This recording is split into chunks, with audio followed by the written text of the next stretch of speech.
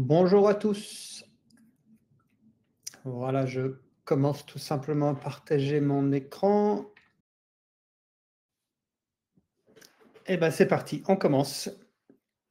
Alors, donc la présentation d'aujourd'hui, elle va aborder pas mal de sujets différents, mais le thème, bien sûr, c'est tout simplement d'optimiser votre utilisation de Airplane. On a donc toute une série de petites fonctionnalités, de conseils et d'astuces qu'on a préparées pour vous. Donc, on va couvrir encore, voilà, comme je le disais, de nombreux sujets différents. Mais encore une fois, le thème, c'est tout simplement d'optimiser votre utilisation de Airplane. Donc, aujourd'hui, on va couvrir donc les taxes, les devises, les paramètres PDF, les modèles d'email, la configuration SMTP. On va y revenir pour ceux qui ne savent pas ce que c'est. On va parler des différentes vues, des filtres dans l'ensemble des pages, les tags, les codes barres, le solde client, les limites de crédit, les montants minimums de commandes, et puis on va voir un petit peu les exports. Donc vous voyez qu'il y a toute une série de sujets variés, donc on va passer de l'un à l'autre. Pendant la présentation, surtout n'hésitez pas, vous pouvez poser des questions dans la fenêtre de chat. Donc on a Fraser et Loïc qui sont présents donc, de l'équipe. Ce sont des spécialistes produits qui se feront un plaisir de répondre à vos questions. Si j'ai un petit peu de temps à la fin de la présentation, je pourrai également donc répondre à vos questions directement. Donc, j'énoncerai la question et puis j'y répondrai directement. S'il y a des questions qu'on n'a pas le temps de répondre, auxquelles on n'a pas le temps de répondre, on va les noter. Donc, c'est tout enregistré et on reviendra vers vous par email directement après la présentation d'aujourd'hui. Donc, voilà, posez vos questions, n'hésitez pas et on reviendra vers vous. Voilà. Hop. Alors, on va commencer par les taxes. Hein. C'est directement dans le vif du sujet. Donc, les taxes, en France, c'est la TVA, bien sûr. Au Canada, c'est la GST, c'est TVQ, d'autres types de taxes. Donc, l'idée des taxes, c'est tout simplement de vous expliquer comment elles sont gérées, donc comment on peut les créer et comment donc elles sont priorisées dans les différents documents. Donc tout simplement pour les taxes, on va aller dans le menu paramètres et on va aller dans le menu taxes. Et dans ce menu taxes, il y a toute une série de taxes. Donc, il suffit de cliquer sur créer pour créer une nouvelle taxe. Donc, on peut choisir un nom, une abréviation, un taux de taxe. On peut également grouper plusieurs taxes. Donc, ça, c'est en fonction des pays. Souvent, ça peut être nécessaire de grouper plusieurs taxes ensemble parce qu'il peut y avoir des taxes fédérales, des taxes provinciales, par exemple, qu'on veut ajouter ensemble. Et dans ces cas-là, on peut créer des groupes de taxes.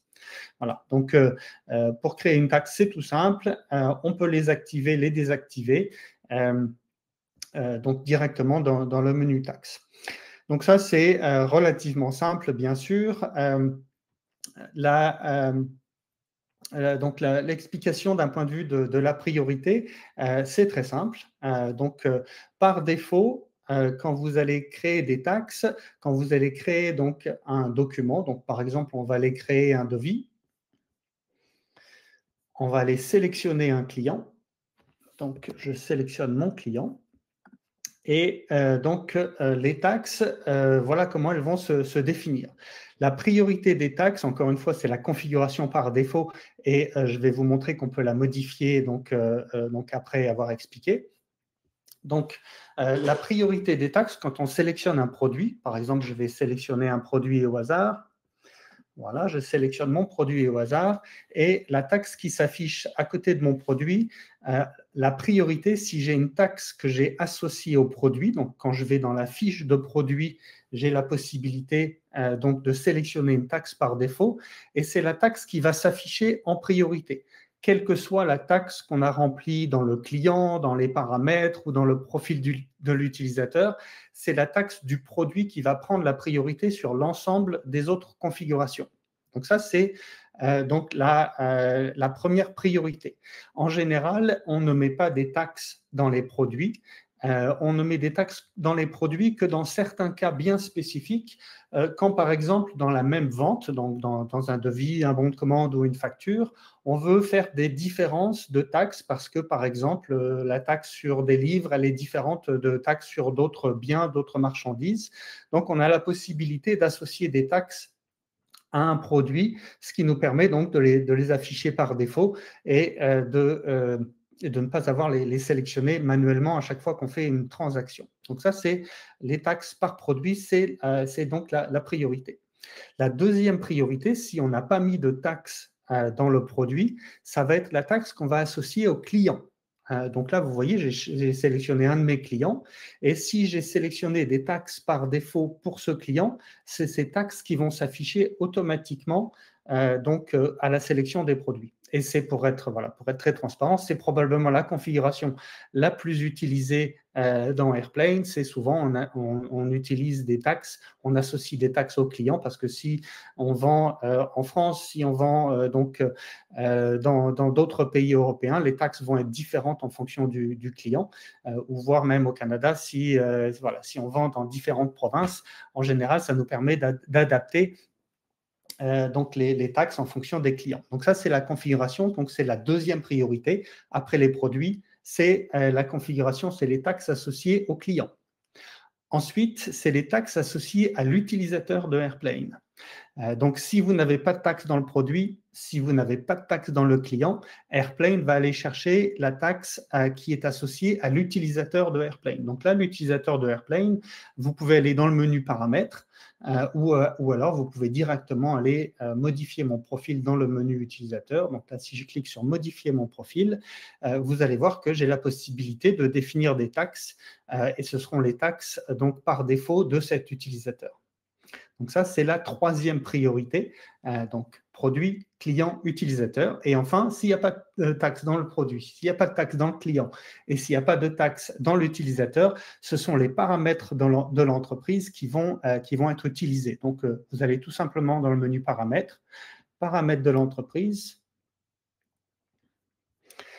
Et vous allez avoir ensuite la possibilité de sélectionner les taxes, les taxes qui sont par défaut ici dans les paramètres de l'entreprise. Donc voilà les taxes, et donc ça c'est la configuration par défaut pour l'ensemble des taxes. Sachant que, comme vous le voyez ici, on a la possibilité de changer cette configuration par défaut.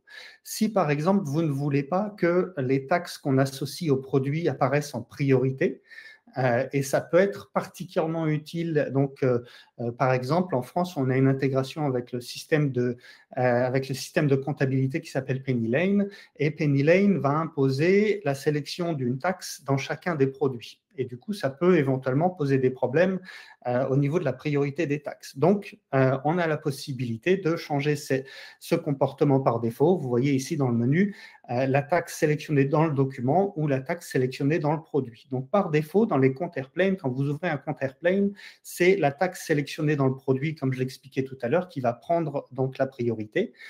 Et si vous préférez changer donc taxe sélectionnée dans le document, ça veut tout simplement dire que le document, ça va être toutes les priorités en dehors du produit. Donc, la priorité numéro 1, ça va être le client, ensuite l'utilisateur et ensuite les paramètres de l'entreprise.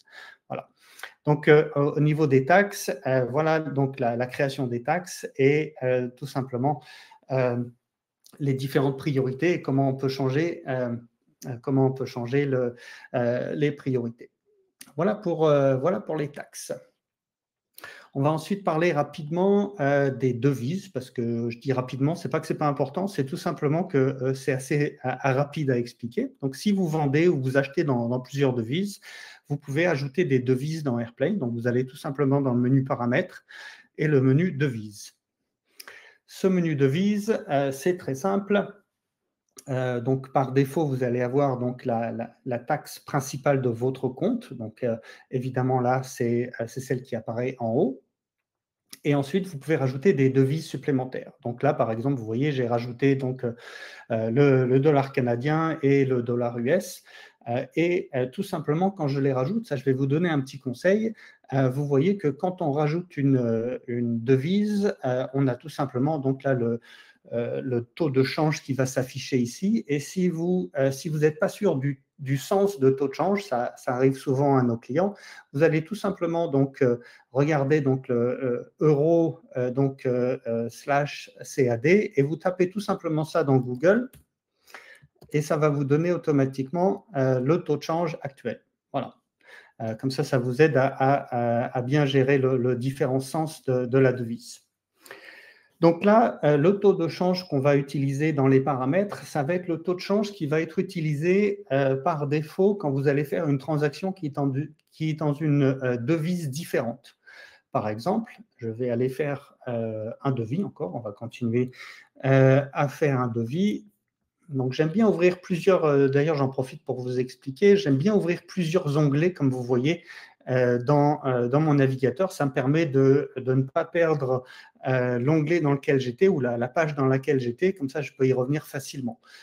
Pour ce faire, c'est très simple, vous allez tout simplement dans n'importe quel menu et soit vous faites un clic droit et vous cliquez ensuite sur ouvrir dans un nouvel onglet, ou alors si vous êtes sur un Mac, vous cliquez sur commande et après, enfin vous appuyez sur la touche commande et après vous cliquez sur le menu, par exemple là, ordre d'achat, ou alors sur un ordinateur Windows, vous cliquez tout simplement sur la touche contrôle avant de cliquer, ça va ouvrir automatiquement un autre onglet. Voilà, c'est un petit conseil aussi que moi j'utilise très régulièrement. Donc là, je reviens sur mon devis et on va parler des devises. Donc là, vous voyez que la devise par défaut de ce devis, c'est l'euro. Si je change, et donc c'est la devise principale de mon compte, mais si je change la devise et que je mets par exemple du dollar US, vous voyez que j'ai un nouveau champ qui s'affiche qui correspond au taux de change. Donc, ce taux de change, c'est tout simplement le taux de change que j'ai renseigné dans mes paramètres, comme on l'a vu dans la page des paramètres de la devise, sachant que si le taux de change du jour est différent, si ma banque m'a accordé des conditions différentes par rapport au taux de change par défaut que j'ai mis dans mes paramètres, je peux le changer ici sans aucun problème. Et c'est bien le taux de change qui est enregistré dans cette transaction qui va être pris en compte dans votre compte Airplane. C'est la même chose au niveau des achats. Quand on fait des achats, c'est exactement la même chose. Donc, vous avez la possibilité de changer la devise et de renseigner le taux de change.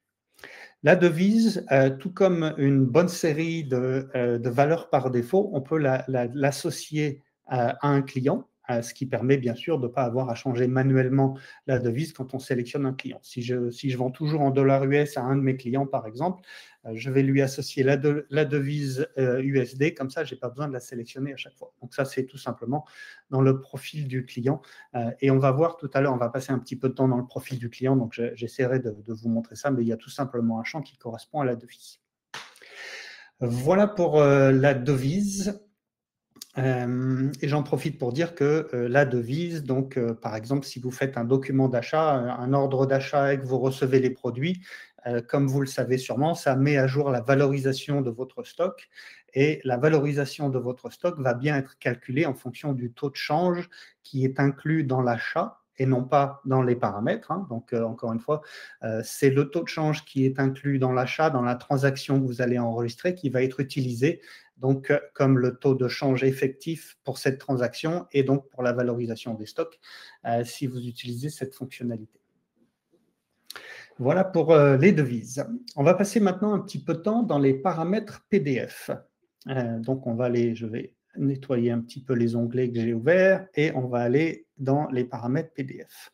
Donc, les paramètres PDF, vous allez voir, vous avez toute une série d'informations qui peut être utilisée pour personnaliser vos documents PDF. Donc, le document PDF, comme vous le savez, ça peut être une facture, ça peut être un bon de commande, un ordre d'achat, une entrée de stock, par exemple. Vous avez toute une série de transactions, de documents que vous pouvez créer dans Airplane et vous pouvez générer des PDF.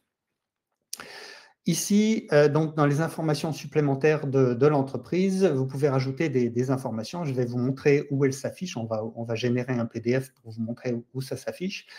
Mais donc, vous avez donc la possibilité d'inclure donc dans cette section des informations légales comme le numéro de SIRET, par exemple en France, des numéros de taxes ou autres informations que vous voulez intégrer systématiquement dans les documents PDF. Vous avez ensuite les conditions générales de vente. Les conditions générales de vente, vous voyez qu'ici, elles sont donc en une seule partie, bien sûr, c'est les conditions générales de vente qui vont être associées à l'ensemble de vos clients. C'est-à-dire que si vous faites une facture pour un client, ce sont les conditions générales de vente qui vont être associées, qui vont être incluses dans le document PDF, si vous avez choisi cette option, bien sûr, qui correspondent à ce client. On a également la possibilité de définir des conditions générales de vente pour chacun des clients. Donc, par exemple, là, je vais ouvrir le profil, la création d'un client. J'en profite pour vous montrer, là aussi, pour ceux qui ne connaissent pas, le menu d'accès rapide en haut à droite, c'est le petit plus. Ça vous permet automatiquement d'aller dans le formulaire de création d'un client, par exemple, d'une facture, d'un achat. Donc, ça fait économiser quelques clics par rapport au menu sur la gauche. Donc là, on va ouvrir le formulaire de création d'un client. Et vous allez voir que j'ai la possibilité de mettre également des conditions générales de vente dans la fiche du client. Alors, une fois qu'elles sont utilisées, si je remplis des informations ici dans les conditions générales de vente du client, dans ces cas-là, j'ai deux options au niveau de mes paramètres PDF. La première option, c'est de combiner les deux, c'est-à-dire d'ajouter les conditions générales du client aux conditions générales de vente génériques pour l'ensemble de mes clients. Et dans ces cas-là, elles vont tout simplement s'additionner dans le document PDF, se mettre à la suite. Ou alors, si je le souhaite, je peux décider de remplacer les conditions générales de vente par défaut, donc celles qui sont génériques là, dans mes paramètres PDF, par celles du client. Et vous voyez qu'il y a une option dans les paramètres PDF pour le faire. Donc là, voilà, remplacer les conditions générales par défaut par les conditions générales du client lorsqu'elles sont disponibles. Donc, bien sûr, ça va le faire uniquement si vous avez des conditions générales de vente dans la fiche client. Donc voilà pour les conditions générales de vente. Le pied de page, c'est assez clair. Ça va tout simplement intégrer ces informations en bas de la page. Les informations de paiement, donc vous pouvez en ajouter toute une série en fonction des besoins. Si, par exemple, vous avez des informations de paiement qui sont différentes en fonction du client, en fonction du pays, vous pouvez tout à fait, par exemple, avoir des conditions générales de vente pour vos clients en France ou pour vos clients dans d'autres pays qui peuvent être différentes. Et dans ces cas-là, ces informations de paiement, vous allez les sélectionner automatiquement dans la facture. Donc là, on va aller ouvrir une facture et je vais vous montrer. Donc ça, c'est le formulaire de création de facture et vous voyez qu'ici, j'ai la possibilité de sélectionner les informations de paiement et elles vont s'afficher dans le document PDF correspondant. Donc là, encore une fois, je vais ouvrir une facture et on va visualiser un PDF dans une minute, mais la sélection des informations de paiement se fait ici. OK, donc je vois ensuite les paramètres d'affichage. Donc ça, c'est en fonction des pays. Vous pouvez choisir donc les langues pour les PDF, les formats de nombre, toute une série d'informations. Et ensuite, là, vous voyez, toute cette série d'options va correspondre à une série d'options qui va s'appliquer à l'ensemble de vos documents PDF. C'est-à-dire que ces options ne vont pas dépendre justement du type de document. Donc, peu importe si c'est une facture ou si c'est un achat, par exemple, ces options PDF vont s'appliquer à l'ensemble de vos documents PDF. Donc là, par exemple, si vous voulez afficher des photos, si vous voulez qu'elles soient plus grandes, si vous voulez trier l'ordre des produits par le SKU, vous avez toute une série d'options pour personnaliser vos PDF. Et encore une fois, ça va s'appliquer aux documents, à l'ensemble de vos documents PDF. Vous avez ensuite la possibilité de personnaliser les titres des documents, donc les titres des totaux. Donc ça aussi, je vais vous montrer à quoi ça correspond, mais c'est tout simplement en général en bas à droite, vous avez le total, la remise, le sous-total. Donc si vous avez besoin de changer le titre de ces informations, c'est possible également ici. Et ensuite, en bas de la page, vous avez des personnalisations par document. Donc là, tout simplement, par exemple, si vous voulez afficher les conditions générales de vente dans les devis, vous pouvez sélectionner cette option ici. Mais si vous ne voulez pas les afficher dans les factures, vous pouvez l'enlever dans les factures, par exemple. Donc, vous voyez que vous avez toute une série d'options pour personnaliser par document. Voilà donc l'ensemble des différentes options des paramètres PDF. Voilà pour les paramètres PDF. Alors après, évidemment, je ne peux pas passer donc option par option, mais dans l'ensemble des cas, elles sont plutôt explicites. Ça va vous permettre donc, voilà, par exemple, d'afficher les tags dans les documents avec les produits. Ça, vous avez toutes ces informations qui sont ici.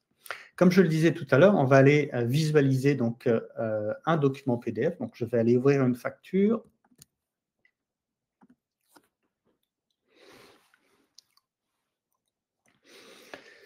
Alors, on va ouvrir une facture au hasard. J'espère choisir une bonne facture. Et vous voyez que dans l'ensemble des documents que vous allez créer dans Airplane, vous avez un petit bouton PDF en haut à droite.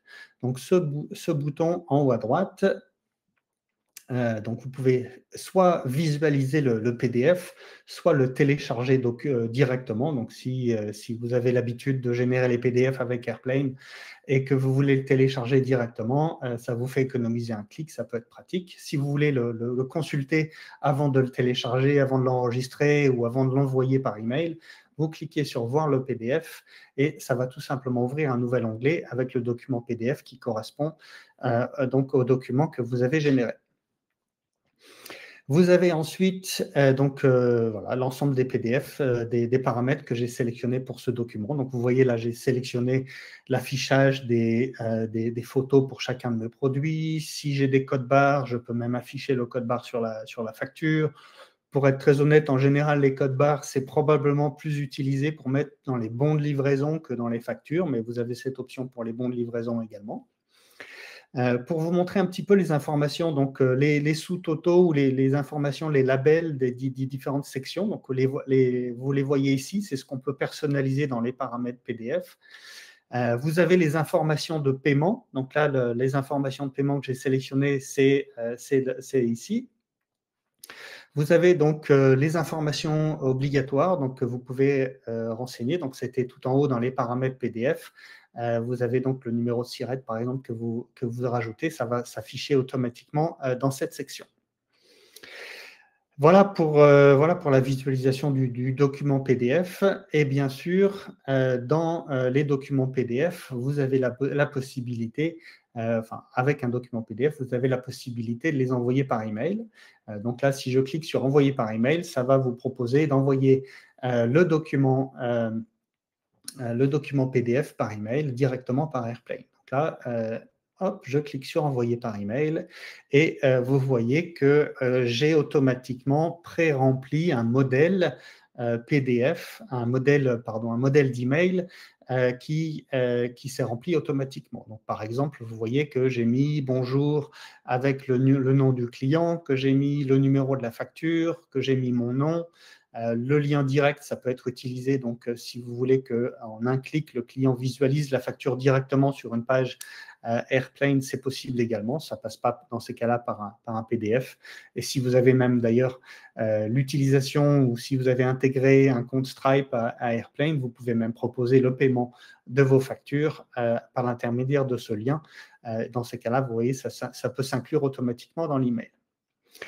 Vous avez là donc la possibilité donc, de sélectionner bien sûr les informations, donc les adresses. Ça peut s'inclure également dans le modèle, dans le modèle PDF. Si vous voulez envoyer systématiquement, par exemple en CC, à une adresse en particulier, vous pouvez l'intégrer dans le modèle PDF, dans le modèle email. Comme ça, vous n'avez pas besoin de le resélectionner à chaque fois. Donc ça, c'est l'envoi par email, donc par l'intermédiaire de Airplane, et vous voyez que le document PDF va s'envoyer automatiquement en fichier attaché. Si je décide de rajouter des fichiers attachés, comme vous le savez, quand on fait, par exemple, je vais vous montrer, quand on fait une facture ou d'autres documents, pardon, vous avez la possibilité d'inclure des fichiers attachés. Donc, ces fichiers attachés, donc c'est en général pour pouvoir faire référence à des informations, par exemple, que vous avez reçues de votre client ou qui sont liées à la livraison. Comme ça vous permet de les consulter facilement. Ces fichiers attachés, ils vont également, si vous le souhaitez, donc quand vous cliquez sur hop, on va revenir. Là, j'aurais dû garder mon onglet. Donc, si vous ouvrez une facture et que vous cliquez sur envoyer par email, Juste dessous les pièces jointes, si vous avez donc attaché des fichiers à cette facture, vous avez la possibilité de cocher les documents joints pour les envoyer dans l'email en plus de la facture. Donc, par défaut, ils ne seront pas envoyés. C'est juste pour vous, pour votre information. En revanche, si vous voulez les envoyer au client, vous avez cette possibilité, mais il faudra cocher donc, la sélection de ces documents donc, directement au moment de l'envoi de l'email. Voilà pour l'envoi des emails. Alors, pour vous montrer un petit peu comment créer des modèles, c'est très simple.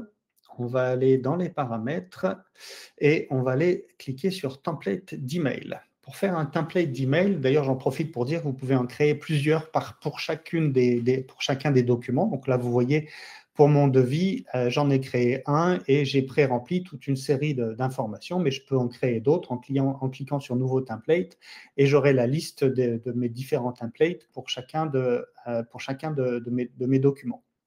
Comme je le disais tout à l'heure, on peut remplir donc des champs d'adresse par défaut. Et puis pour pré-remplir d'autres informations dans chacun des templates, c'est très simple. Vous cliquez, donc vous pouvez personnaliser aussi le sujet. Donc vous pouvez rajouter par exemple voilà, à l'attention 2 dans le sujet si vous voulez. Donc il suffit voilà, je fais un espace et je clique là-dessus.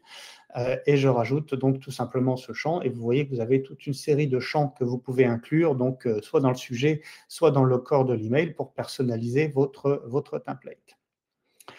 Voilà pour la création des templates. C'est encore une fois, c'est très simple et vous pouvez les utiliser pour chacun des documents. Je me permets d'aller un petit peu vite parce que j'ai encore pas mal de sujets à couvrir. L'envoi d'email, justement, je voulais vous dire que l'envoi d'email, par défaut, dans votre compte Airplane, on va utiliser le système d'envoi d'email de Airplane. Donc, vous n'avez pas besoin de configurer quoi que ce soit. Vous pouvez envoyer donc des emails, des fichiers PDF comme les factures directement par l'intermédiaire de Airplane en cliquant sur Envoyer par email, comme je vous l'ai montré tout à l'heure. Dans certains cas, nos clients préfèrent utiliser leur propre système de messagerie pour pouvoir envoyer les emails. Ça s'appelle SMTP. Ce système SMTP va vous permettre, quand il est configuré, d'utiliser votre propre système d'email pour envoyer les emails. Comme ça, par exemple, vous allez les voir dans les fichiers, dans les emails envoyés directement dans votre messagerie. Pour ce faire, c'est très simple. Il suffit d'aller là aussi dans le profil de l'utilisateur. Ça se fait par utilisateur, hein, j'en profite pour le dire. Ça ne se fait pas pour l'ensemble du compte, ça se fait par utilisateur. Donc, vous allez dans « Modifier mon profil » et vous allez tout simplement, donc là, vous avez une section qui s'appelle « Configuration SMTP » et vous avez la possibilité donc de rajouter votre configuration. Donc ici, donc ça va vous demander les informations d'authentification, enfin l'email, le mot de passe qui correspondent à votre serveur SMTP.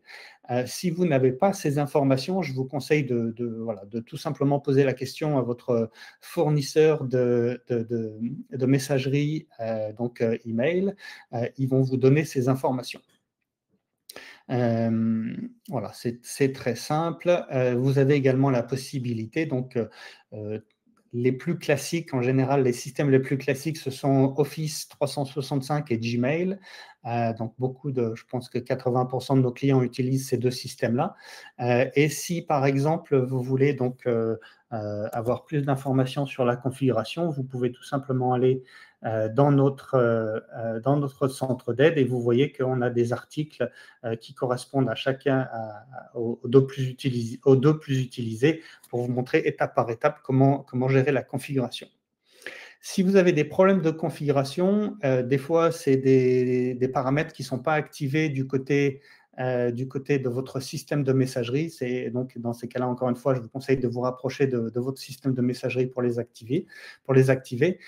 Et vous avez la possibilité aussi, il y a toute une série d'outils gratuits en ligne pour faire le test de votre configuration SMTP.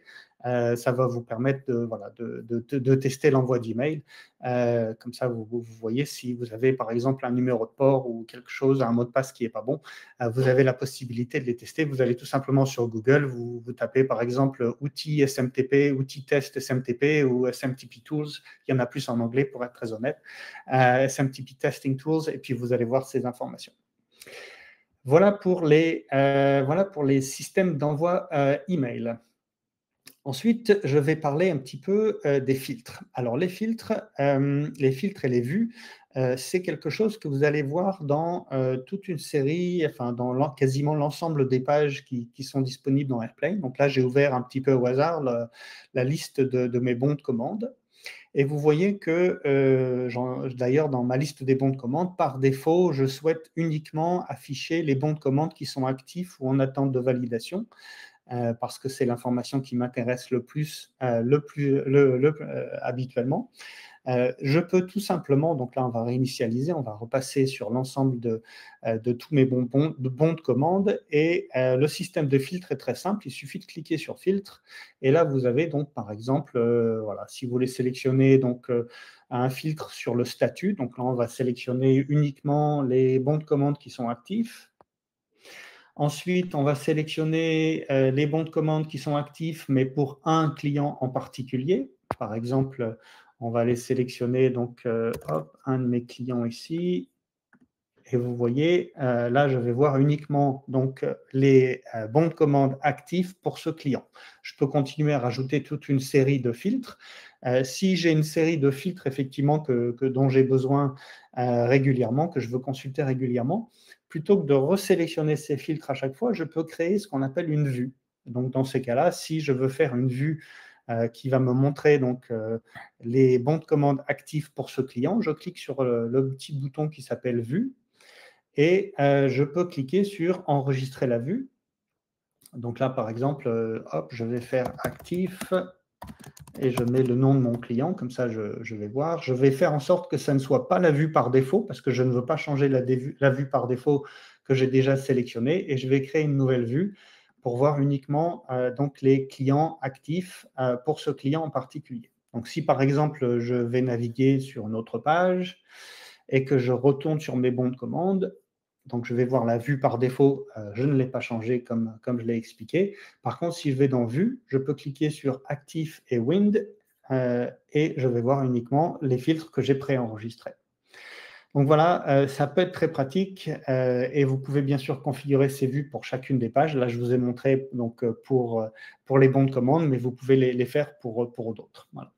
Je vais en profiter pour vous montrer, je ne peux pas résister, même si je n'ai pas beaucoup de temps, un filtre qui est peu connu, mais qui est vraiment très pratique dans les bons de commande. Donc celui-là s'applique particulièrement aux bons de commande.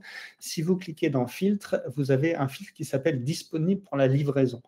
Le filtre Disponible pour la livraison, ça va tout simplement automatiquement filtrer tous les bons de commande dont vous avez suffisamment de produits en stock pour faire la livraison.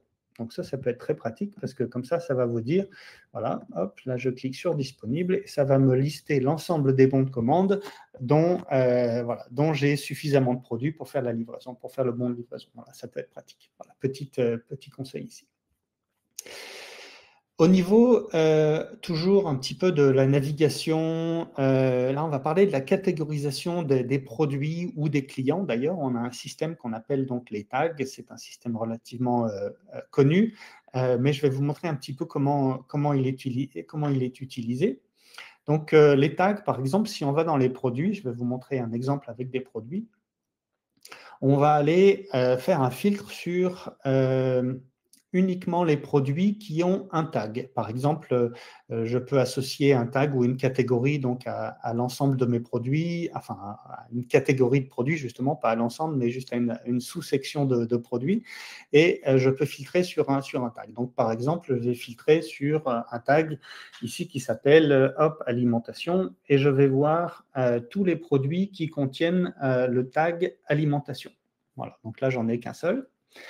Si je veux voir les tags qui contiennent plusieurs tags, donc soit ce tag, soit un autre tag, donc je peux faire par exemple, hop, je sélectionne un autre tag et ça va automatiquement m'afficher les produits qui ont soit le tag alimentation, soit le tag marathon. Voilà. Si maintenant je veux afficher uniquement les produits qui ont à la fois ces deux tags, donc ça peut être très pratique parce que ça vous permet de faire des sous-catégories. Donc, si je veux voir uniquement les produits qui ont le tag alimentation et marathon, vous voyez qu'ici, je peux sélectionner le type de filtre. Donc, je sélectionne et à la place de contient, je clique sur appliquer à nouveau et ça va me filtrer uniquement les produits qui ont ces deux tags. Donc là, le produit barre énergétique, il a le tag alimentation et le tag marathon. Voilà pour les tags. Vous pouvez faire la même chose pour les clients. Donc, ça va vous permettre de catégoriser vos produits, vos clients et de créer des sous-catégories si nécessaire également. Donc, voilà pour les tags. Je vais maintenant parler des codes barres. Donc, les codes barres, je vais vous montrer comment ça fonctionne. Ça fonctionne tout simplement pour la sélection des produits. Donc, on va aller, encore une fois, on va aller créer un devis. Et vous allez voir que pour sélectionner des produits, dans chacune des transactions que vous allez créer dans Airplane, vous pouvez donc taper le nom du produit ici, par exemple. Voilà, vous sélectionnez le produit. Vous pouvez cliquer sur « Ajouter plusieurs produits » pour afficher la liste de tous les produits que vous pouvez d'ailleurs filtrer par tag aussi. Donc, si vous voulez afficher uniquement une série de produits, donc là, voilà, si vous voulez voir uniquement les produits qui ont ce tag, c'est possible également. Vous sélectionnez le produit, vous cliquez dessus pour le sélectionner. Et vous avez donc une troisième manière de rajouter des produits, c'est de scanner les codes barres. Alors, au préalable, avant de cliquer sur scanner, il faut avoir associé le code barre à votre produit. Donc, pour associer un code barre à un produit, c'est très simple. Dans la fiche produit, donc là, je vais ouvrir une fiche produit. Et vous avez tout simplement un champ code barre. Donc là, ce champ code barre, si par exemple, je veux associer un code barre à ce produit, je vais utiliser donc un scanner, comme vous voyez ici. J'ai également la possibilité d'utiliser donc voilà, la caméra de mon téléphone si c'est nécessaire. Et donc là, j'ai une série de codes barres sur un papier, tout simplement, et je scanne un code barre, et vous voyez que le code barre se remplit automatiquement ici, et je clique sur enregistrer pour enregistrer la fiche produit. Si vous faites une mise à jour donc en masse, vous pouvez également le faire la même chose dans une feuille de calcul. Donc avec le champ code barre, il va s'exporter. Donc si vous voulez faire une mise à jour, c'est possible, ou un import également. Voilà pour la sélection. Donc ça, c'est le préalable pour pouvoir faire fonctionner les codes barres. Et si on retourne dans le devis et que je clique sur scanner, et là, je peux tout simplement donc scanner les produits. Donc là, hop, je scanne les produits. Ça, j'aime bien dire que c'est comme au supermarché. On scanne les produits. On peut les scanner plusieurs fois pour rajouter deux quantités. Ou alors, bien sûr, si vous avez 40 produits à rajouter dans une commande, vous pouvez le scanner une seule fois et mettre la quantité 40, bien sûr, plutôt que de le scanner 40 fois. Ça va vous faire économiser du temps. Voilà, je clique sur fermer et j'ai sélectionné donc mes produits. Et voilà, encore une fois, ça fonctionne dans l'ensemble des transactions. Vous avez ce bouton scanner, donc entrée, sortie de stock. Ça sera disponible au moment de la sélection des produits. Petite parenthèse ici, au niveau des bons de livraison, il y a une fonctionnalité un petit peu, un peu plus avancée au niveau des bons de livraison. Donc, si par exemple, je veux faire un bon de livraison, donc là, je vais ouvrir un bon de commande au hasard, et j'ouvre un bon voilà, j'ouvre le bon de commande et je vais créer un bon de livraison. Donc, pour créer un bon de livraison à partir du bon de commande, c'est très simple, on clique sur ce bouton. Et au moment de la livraison, vous avez tout simplement la possibilité, là aussi, de cliquer sur scanner. Donc, vous cliquez sur scanner et vous avez la possibilité, donc si vous voulez valider produit par produit, vous remettez tous les produits à zéro. Donc, je clique sur le bouton remise à zéro et je commence à scanner les produits. Et vous voyez, donc là, j'ai cliqué sur un produit qui n'est pas dans mon bon de livraison. Donc, bien sûr, elle n'est pas rajoutée. Et si je clique sur d'autres produits, vous voyez qu'ils sont rajoutés. Ça se rajoute automatiquement. Et là aussi, je peux le scanner plusieurs fois ou je peux changer la quantité ici. Donc, voilà pour les bons de livraison. On va maintenant parler des montants minimum de commandes et des soldes de clients. Alors, on va commencer par les soldes de clients. Donc là encore, on va aller ouvrir la fiche, le formulaire de client. Et vous voyez que dans le formulaire de client, comme je vous le disais tout à l'heure, on a toute une série de valeurs par défaut. On a la devise dont je parlais tout à l'heure. On a également la limite de crédit. Donc, par exemple, la limite de crédit, c'est tout simplement la possibilité de ne pas autoriser à faire des ventes de plus de 1000 euros, 1000 dollars par exemple. Ça va vous permettre, donc tant que ce n'est pas payé, bien sûr, si vous ne pourrez pas dépasser 1000, tant qu'il y a des commandes qui ne sont pas payées pour un montant de 1000, ou alors voilà, 10 000, c'est probablement plus raisonnable, ça va vous permettre de ne pas avoir voilà, toute une série de ventes si vous pensez qu'il y a peut-être des risques au niveau des paiements, ça vous permet de contrôler ici. Voilà, donc pour la limite de crédit, et comment elle s'affiche, la limite de crédit, c'est très simple. La limite de crédit, quand vous faites donc une transaction de vente, que ce soit un devis, que ce soit un bon de commande, vous sélectionnez le client, et vous avez la limite de crédit du client que j'ai définie ici, et vous avez le solde actuel. Donc, ça veut dire que là, je peux vendre pour 24 000 euros de produits, un petit peu moins, sans aucun problème. Sachant que, petite parenthèse quand même, au niveau du devis, je vais pouvoir créer des devis qui dépassent la limite de crédit, donc ça, ce n'est pas un problème au niveau du devis. Par contre, ça va être un problème si vous voulez générer un bon de commande ou si vous voulez générer une facture à partir du devis. Là, vous allez avoir un message qui va vous dire tout simplement que la limite de crédit est dépassée, que vous ne pourrez pas enregistrer cette transaction. Voilà pour la limite de crédit et le solde. Et ensuite, donc, vous avez la possibilité également dans la fiche client de sélectionner un montant minimum de commande. Donc là, vous avez donc la limite de crédit dont je viens de parler et le montant minimum de commande. Si par exemple, vous accordez des conditions commerciales à un client sur des délais de paiement, sur des niveaux de prix par exemple, mais vous voulez que ce client, pour chacune de ses commandes, dépasse au minimum 2000 euros, 2000 dollars par exemple, vous pouvez mettre ici 2000 et le montant minimum de commande va être utilisé. Là aussi, ça ne vous permettra pas de valider un bon de commande ou une facture si le montant minimum de commande n'est pas atteint. Voilà pour les minimums de commande. Donc ça peut être pratique. Vous avez ensuite, donc ça c'est au niveau du client, vous avez au niveau des produits la possibilité de mettre des montants minimums de commandes. C'est-à-dire que là, on va ouvrir la fiche de création d'un produit et vous voyez que vous avez ce qu'on appelle la quantité minimum de commandes clients. Donc si par exemple ce produit, vous ne voulez pas le vendre à vos clients en quantité de moins de 1000 par exemple. Donc, vous pouvez en vendre 1000, vous pouvez en vendre 1001, vous pouvez en vendre 3000 par exemple sans aucun problème. Mais la quantité minimum est de 1000. Vous pouvez donc configurer ça au niveau du produit. Et là aussi, donc, si vous sélectionnez ce produit dans un bon de commande, dans une facture ou dans un devis, c'est la quantité minimum qui va s'afficher automatiquement. Voilà. Et vous ne pourrez pas la diminuer, vous pourrez l'augmenter bien sûr, mais vous ne pourrez pas la diminuer.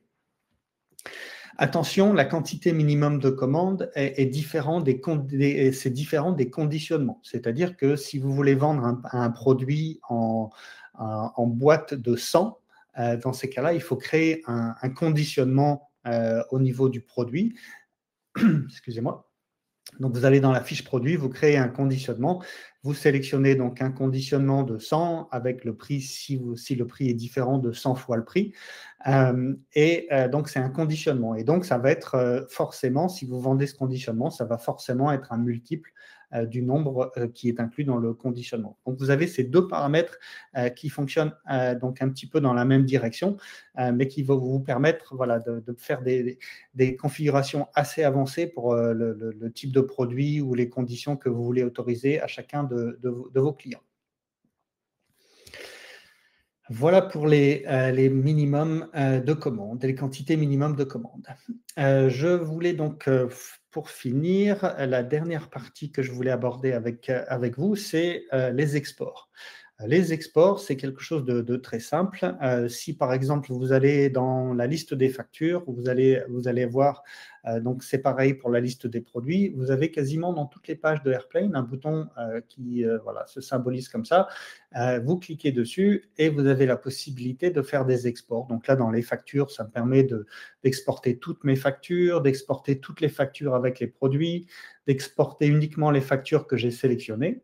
Et voilà. Et quand vous sélectionnez donc l'option que vous voulez exporter, vous pouvez sélectionner donc un fichier CSV ou un fichier Excel. Voilà, petit conseil, fichiers CSV, ne les utilisez pas dans Excel. Excel n'est pas très très fort pour la gestion des fichiers CSV. Je vous conseille donc, si vous voulez utiliser Excel, d'exporter directement au format Excel, ou alors d'utiliser d'autres logiciels comme Google Sheets, par exemple, LibreOffice pour la gestion des fichiers CSV. Voilà, petit conseil de ce côté-là. Ces exports sont également disponibles dans les rapports, donc l'ensemble des rapports, mais les rapports de vente, par exemple. Donc là, par exemple, je peux cliquer sur un de mes rapports de vente et j'ai la possibilité d'exporter le rapport de vente que j'ai configuré. J'ai la possibilité également, donc si par exemple je veux filtrer pardon, pas sur un utilisateur, si je veux filtrer sur voilà, un tag produit, on a vu les tags produits tout à l'heure, uniquement les ventes dont les produits ont le tag marathon. Si c'est un rapport que je veux consulter et que je veux par exemple exporter régulièrement, j'ai la possibilité de cliquer sur rapport des ventes et j'enregistre le rapport. Comme ça me permet de revenir à ce rapport automatiquement sans avoir à le recréer chaque fois. Voilà. Et encore une fois, donc une fois que le rapport est créé, comme tous les autres rapports, vous aurez le bouton des exports. Voilà un petit peu notre session, donc un petit peu d'optimisation de l'utilisation avec l'ensemble voilà, des trucs et des astuces. J'espère que c'était utile. Je vais regarder s'il y a des questions. Je sais que l'équipe a l'air d'avoir répondu à pas mal de questions. Encore une fois, s'il y a d'autres questions auxquelles on n'a pas répondu, on y reviendra donc par email. Ok. Alors, je vais regarder s'il y a des questions. Alors.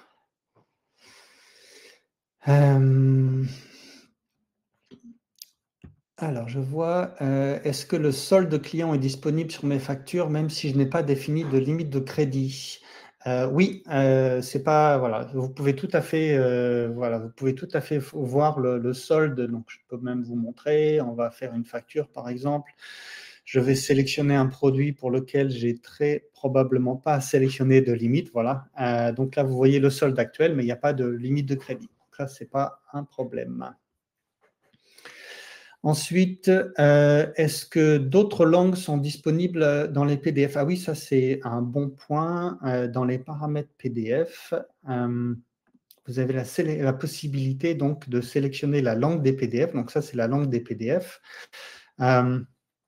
Donc ça, c'est si je sélectionne anglais, tous mes PDF vont être en anglais. En général, ce n'est pas très utile parce que si vous changez la langue, vous pouvez avoir certains PDF éventuellement que vous voulez avoir en anglais, certains autres en français en fonction du client. Dans ces cas-là, ça se configure au niveau du client et vous allez tout simplement aller sélectionner, donc hop, encore une fois, dans les valeurs par défaut du client, la langue des PDF. Donc ça, si vous utilisez les paramètres par défaut, ça va être la langue qu'on vient de voir dans les paramètres. Si pour ce client, vous voulez que ce soit de l'anglais, vous sélectionnez en anglais, ce qui ne va pas changer les paramètres PDF en français de vos autres clients, par exemple. Donc vous voyez, vous avez quelques langues ici que vous pouvez sélectionner.